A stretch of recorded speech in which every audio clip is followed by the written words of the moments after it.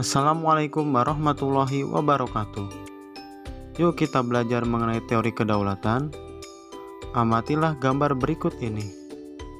Apa informasi yang kalian peroleh saat mengamati gambar tersebut? Kalian pasti ingin tahu lebih banyak informasi mengenai kedaulatan rakyat dan lembaga negara menurut Undang-Undang Dasar Negara Republik Indonesia tahun 1945. Kembangkan terus keingintahuan kalian tersebut. Coba kalian rumuskan pertanyaan yang ingin kalian ketahui dari gambar dan cerita di atas. Misalnya, bagaimana hubungan antara pemilu dengan kedaulatan rakyat? Bagaimana pelaksanaan demokrasi oleh lembaga-lembaga negara?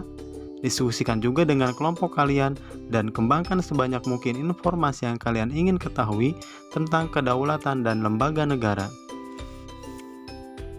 Nah, setelah kalian merumuskan rasa ingin tahu dalam bentuk pertanyaan-pertanyaan, cobalah bersama teman kalian lakukan diskusi secara berkelompok untuk menjawab pertanyaan-pertanyaan tersebut. Untuk membantu kalian menjawab pertanyaan-pertanyaan tersebut, berikut disampaikan pembahasan tentang kedaulatan dan lembaga-lembaga negara menurut Undang-Undang Dasar Negara Republik Indonesia tahun 1945. Kalian juga dapat mencari informasi dari berbagai sumber belajar yang kalian ketahui. Kata kedaulatan berasal dari bahasa Arab, yaitu daulah, yang artinya kekuasaan tertinggi. Pengertian kedaulatan ini sendiri adalah kekuasaan yang tertinggi untuk membuat undang-undang dan melaksanakannya dengan semua cara yang tersedia. Oleh karena itu, kedaulatan rakyat membawa konsekuensi bahwa rakyat adalah pemegang kekuasaan tertinggi dalam kehidupan bermasyarakat dan bernegara. Kedaulatan rakyat berarti juga pemerintah mendapat mandatnya dari rakyat, oleh rakyat, dan untuk rakyat.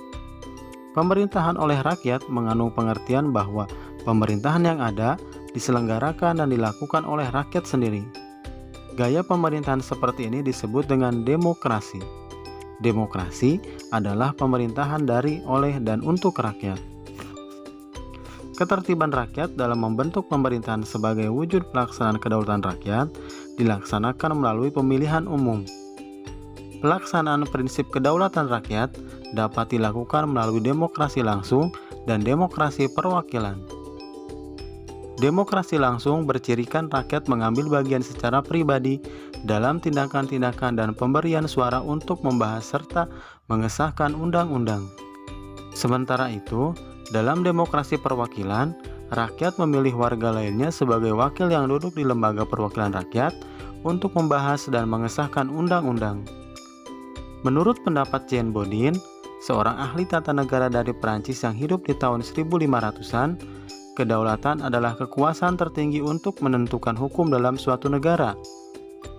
Kedaulatan rakyat memiliki 4 sifat pokok, yaitu: yang pertama, asli.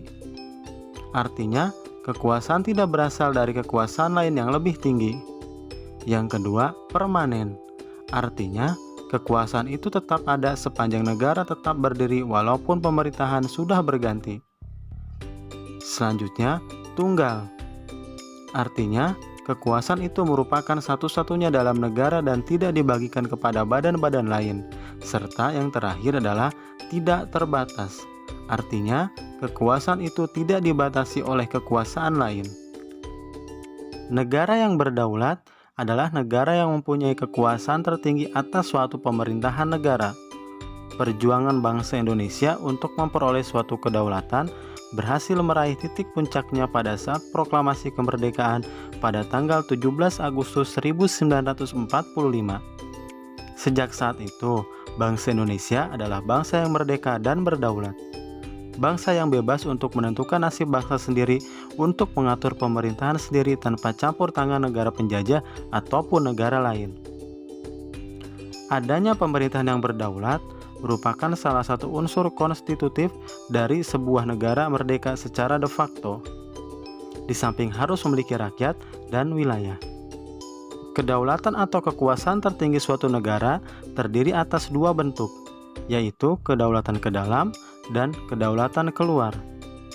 Kekuasaan ke dalam berarti bahwa bangsa yang merdeka memiliki kekuasaan untuk menyusun dan mengatur organisasi pemerintahan sendiri menurut kehendak bangsanya sendiri, serta kekuasaan untuk mengelola semua yang ada di wilayahnya yang mengandung sumber daya alam baik di darat, laut maupun udara. Hal itu untuk kemakmuran rakyatnya tanpa campur tangan negara lain berdasarkan peraturan perundang-undangan yang berlaku. Kedaulatan keluar berarti mempunyai kekuasaan untuk berhubungan dan bekerja sama dengan bangsa lain tanpa terikat oleh kekuasaan lain. Contoh pelaksanaan kedaulatan keluar antara lain mengadakan perjanjian dengan negara lain, menyatakan perang atau perdamaian, ikut serta dalam organisasi internasional, dan sebagainya. Demikian pembahasan mengenai pengertian kedaulatan. Terima kasih. Assalamualaikum warahmatullahi wabarakatuh.